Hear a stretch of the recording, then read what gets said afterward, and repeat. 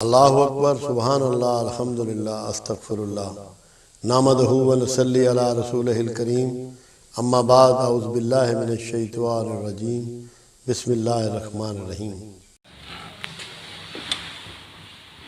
بہت سے انبیاء کی ایسی بات بھی قرآن کرتا ہے جو جن کا ریکارڈ ہمیں نہیں دیا گیا، جی مگر جو 28 رسولوں کا نام ہے، انبیاء کا نام ہے قرآن حکیم میں،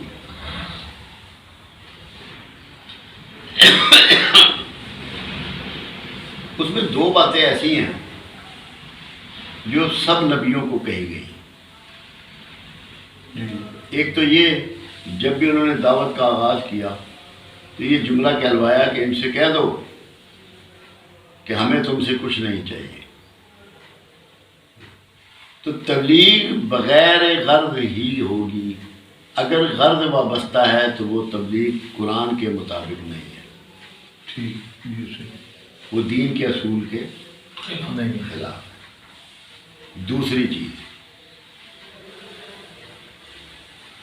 کہ ہاں تمہارا کام ہے میری دعوت ان تک پہنچا دینا، ہدایت دینا میرا کام ہے۔ جی صحیح، جب آپ کسی کو دعوت دیتے ہیں اور وہ اس کو قبول نہیں کر رہا یا اس پہ عمل نہیں کر رہا، نہ غصہ کرنا ہے نہ بددل ہونا ہے، ٹھیک ہو کیونکہ وہ اللہ نے اپنے پاس رکھی ہے ہدایت۔ آپ بے غرض ہو گئے اور ہدایت سے بھی بے غرض ہو گئے، اللہ جانے اس کا کام جانے، آپ کو یہ بتایا گیا کہ یہ کام کرتا رہے۔ ٹھیک، اب تبلیغ کا اصل گر کہاں سے آئے گا، وہ بھی میں آپ کو بتاؤں۔ اللہ کے حبیب صلی اللہ علیہ وسلم فرما رہے ہیں تم میں سب سے بہتر وہ ہے جو اپنے گھر والوں کے ساتھ بہتر ہے، صحیح ہو، اور ایسا کرنے والا سب سے اول میں ہوں۔ آقا کا یہ پورا فرمان ہے۔ آپ جھوٹ بولتے ہیں، پورا معاشرہ اس وقت جھوٹ اور منافقت کی گرفت میں ہے یا نہیں ہے؟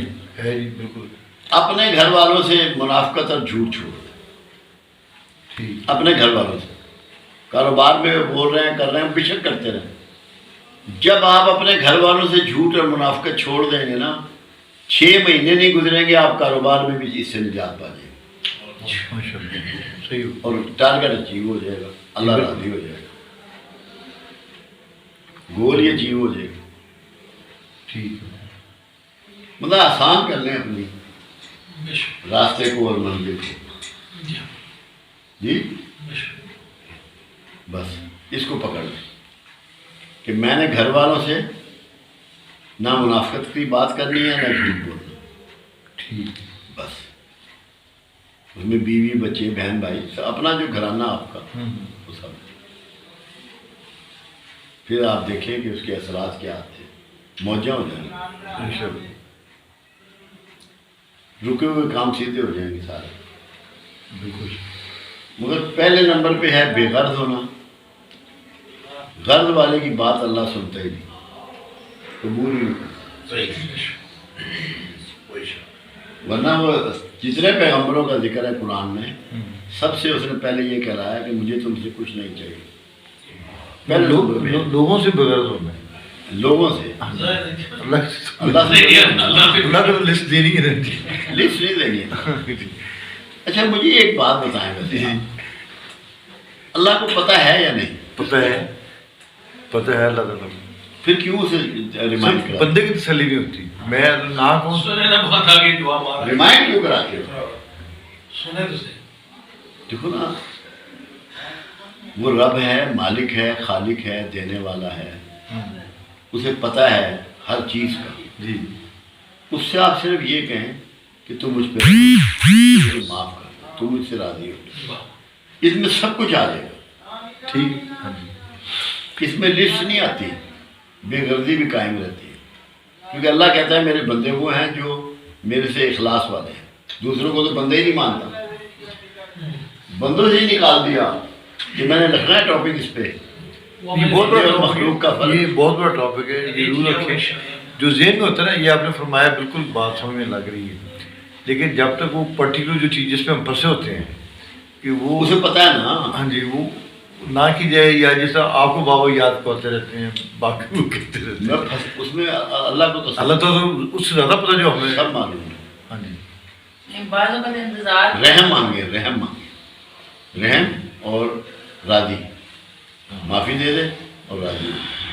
جی پھر یہ ہوتا ہے کہ بندہ جلدی میں ہوتا ہے، یار بھی جلدی، یہ بھی پری ہوتی ہے. وہ بہت خوبصورت بات کہی علی نے، حضرت علی کرم اللہ وجہہ، کہ ہم کیسے لوگ ہیں، وقت سے پہلے چاہتے ہیں، ضرورت سے زیادہ چاہتے ہیں. بالکل صحیح بات. اللہ نے وقت مقرر کیا ہوا ہے. جی وقت سے پہلے اور ضرورت سے زیادہ. یہ جو بدھا کی تعلیمات تھی نا، وہ صرف گیان کرتے تھے کہ تیرا دیدار ہو جائے، کبھی چاند کو دیکھ رہے ہیں، کبھی کسی کو دیکھ رہے ہیں. جی ڈیمانڈ نہیں ہوتی تھی بدھا کے ہاں، ڈیمانڈ نہیں تھی، ہاں جی وہاں بھی. کیونکہ پھر نروان ملتا ہے. جب ڈیمانڈ ہو تو پھر نروان نہیں ملتا.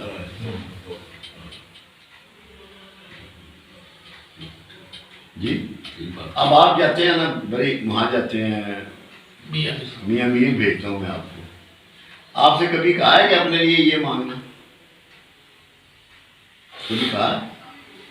یہی کہتا ہوں کہ جس کا جو مسئلہ ہے اس کی درخواست دے آنا. جب اپنے لیے مانگو گے تو خود غرض ہو جاؤ گے نا. خود غرض کی تو دعائیں نہیں قبول ہوتی.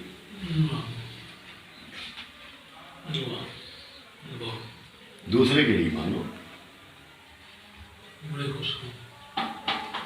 جب لوگ رسول اللہ صلی اللہ علیہ وسلم کی محفل میں بیٹھتے تھے، ایسے پتہ لگتا تھا کہ ان کے سروں پہ پرندے بیٹھے ہیں کہ اگر یہ ہلے تو وہ اڑ جائیں گے. جسم ساکت ہو جاتا ہے، دماغ جاگ رہا ہوتا ہے، پوری طرح اس کو کنسنٹریٹ کرتا ہے. تو سر شمال کی طرف ویسے یا کوئی ساری ہوائیں اور سارے پانیوں کا رخ شمال سے جنوب کو ہے. شمال سے جنوب کو؟ جی ویوز ادھر سے آتی ہیں. ٹھیک، شمال کی طرف سے آتے ہیں. دریا بھی آپ سارے دیکھ لیں، کوئی جنوب سے شمال کو نہیں بہتا، شمال سے بالکل. شمال سے جنوب کو بہتا. ارے ٹھنڈی ہوا بھی شمال کی آتی ہے، بس وہی تک. تو یہ شمال جو ہے نا، یہ اس کا بڑا رول ہے. میں تو کافی عرصہ بیٹھتا رہا ہوں، کافی عرصہ بیٹھتا رہا ہوں. اب تو میں بالکل نکما ہوں، کہیں نہیں بیٹھتا. آپ بزی ماشاء اللہ زیادہ ہیں، کم میں تو ہو گئے.